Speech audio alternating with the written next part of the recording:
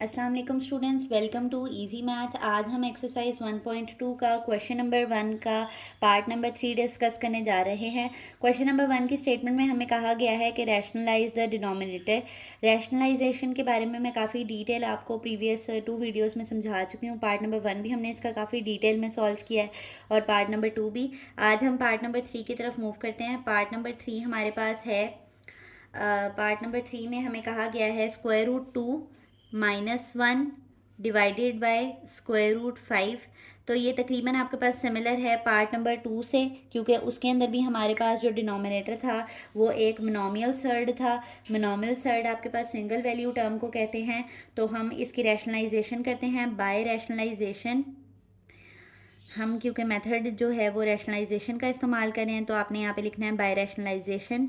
और रैशनलाइजेशन हमें ये कहती है कि आपने डिनोमिनेटर का कॉन्जुगेट लेना है और उसको मल्टीप्लाई करना है न्यूमरेटर से भी और डिनोमिनेटर से भी, क्योंकि ये सिंगल वैल्यू ये सिंगल टर्म सर्ड है, ये मोनोमियल सर्ड है, तो हम इसका कॉन्जुगेट पॉसिबल नहीं है। तो बस हम इसको सिंपली मल्टीप्लाई कर देंगे न्यूमरेटर से भी और डिनोमिनेटर से भी।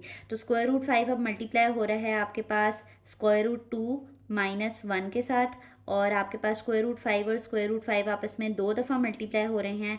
तो हम इनको ऐसे लिख लेते हैं। ठीक है, अब स्क्वायर रूट 5 आपके पास किसके साथ मल्टीप्लाई हो रहा है? स्क्वायर रूट 2 के साथ।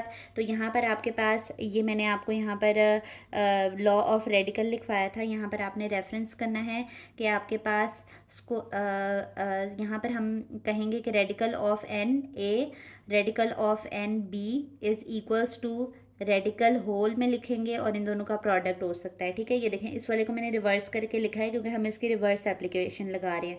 यानी ये उलट हो रहा है कि यहाँ पर इस वक्त ये सेपरेट सेपरेट हैं और ये दोनों मल्टीप्लाई हो रहे हैं। तो आप उनकी नंबर्स को मल्टीप्लाई कर देते हैं और सर्ड जो है सर्ड कह रही हूँ रेडिकल जो है वो होल में चला जाता है। तो हम यहाँ पे लिखते हैं इसका स्टेप। स्क्वायर रूट 5 और स्क्वायर रूट 2 मल्टीप्लाई होंगे तो इनका रेडिकल 1 हो जाएगा और 5 और 2 आपस में क्या हो जाएंगे? मल्टीप्लाई। इसी तरह माइनस वैसे ही आ जाएगा, स्क्वायर रूट 5 को जब 1 से मल्टीप्लाई करेंगे तो ये स्क्वायर रूट 5 ही आ जाएगा।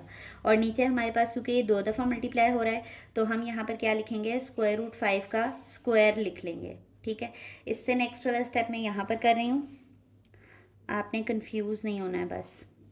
यहाँ पर हमारे पास क्या है? ये स्क्वायर रूट 5 × 2 है, तो हम इसको कैसे लिखेंगे? 5 2 ज़ा 10 माइनस स्क्वायर रूट 5, और डिनोमिनेटर में हमारे पास क्या आ जाएगा? कैंसिल आउट होकर 5 आ जाएगा।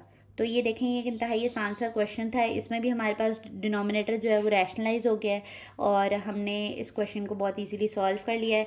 रेफरेंस देना मत भूलिएगा, आप रेफरेंस से क्वेश्चन पे और क्वेश्चन के सोल्यूशन पे और एग्जामिनर पर एक अच्छा इम्पैक्ट पड़ता है। तो स्टेप बाय स्टेप सोल्यूशन को फॉलो किया करें। क्वेश्चन सॉल्व करना बड़ी बात नहीं होती, क्वेश्चन को प्रेजेंटेबल फॉर्म में सॉल्व करना बड़ी बात होती है। तो इसको अच्छे से एक एक स्टेप को लिखा करें और अपने स्टेप्स को मिस ना किया करें। कि अब ये देखें ये एक इंतहाई सिंपल सा स्टेप है जो मैंने बनाया हुआ है यहाँ पर मल्टीप्लिकेशन का। टीचर्स डायरेक्ट भी लिखवा देते हैं लेकिन फिर बच्चे अंडरस्टैंड नहीं कर पाते कि ये कैसे हुआ।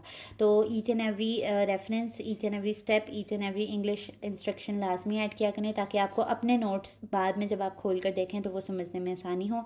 अगर आपको हमारी वीडियोस पसंद आती हैं तो हमारी वीडियोस को लाइक करें और चैनल को सब्सक्राइब करें। अल्लाह हाफ़िज़।